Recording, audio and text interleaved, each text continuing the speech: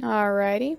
In this one, I'm not asking you to tell me about your APGAR, but I do want you to take a close look and tell me what looks wrong with this baby here.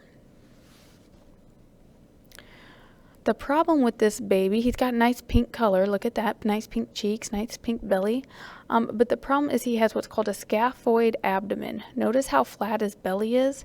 His chest looks bloated, but his belly is flat.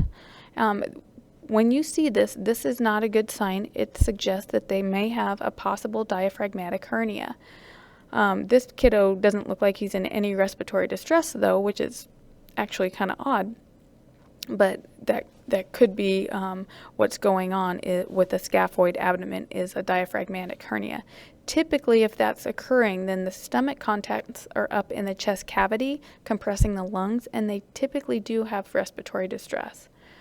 That would need to be intubated, and they would need to go to surgery to fix the diaphragm at some point.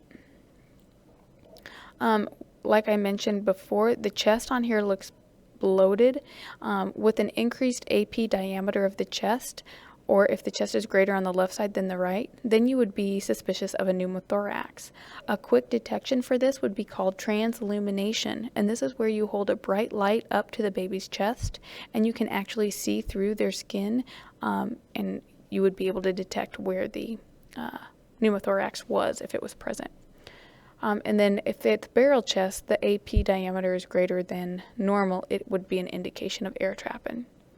Before auscultating the chest, you would want to notice the shape and symmetry of the chest wall.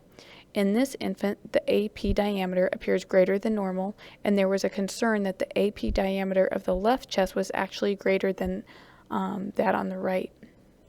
Notice the white lead on the right nipple and the gold lead over the midline. Just to point out, the gold lead is the temperature sensor, and so it tells the radiant warmer when to heat up and cool off, and the right lead is an EKG monitor. So back to the findings of his AP diameter, this was a suspicious finding, and they considered it was maybe a pneumothorax, which those can occur spontaneously in newborns when they're trying to get those first breaths. Then they, like I mentioned before, a congenital diaphragmatic hernia was also of concern, and that's typical when you see the abdomen so flat like this.